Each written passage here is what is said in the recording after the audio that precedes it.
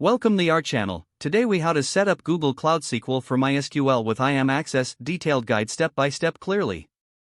First, navigate to the Google Cloud console. Sign in with your Google account. Select or create a new project.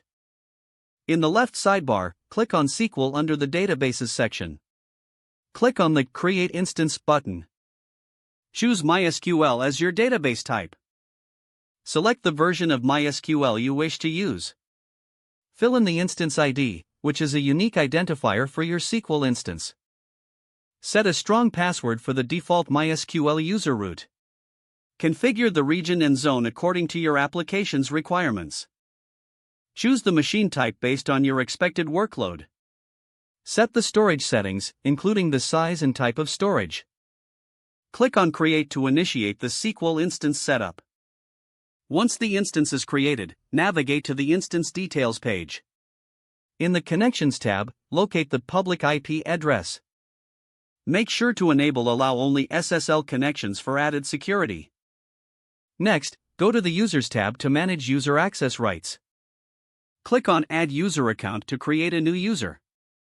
Assign a username and a strong password for the new account. In the same User Management section, grant necessary database roles. Now, move to the IAM and Admins section in the left sidebar. Click on IAM. Add your Google account or a service account that needs access. Assign the Cloud SQL client role to that account. After setting IAM roles, go back to your SQL Instances Connections tab.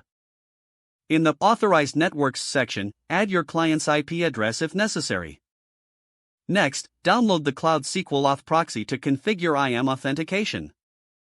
Follow the instructions in the Cloud SQL documentation for your operating system. Set up the Cloud SQL Auth proxy with the service account key file you downloaded. Don't forget to like this video and subscribe to our channel for more step-by-step tech guides.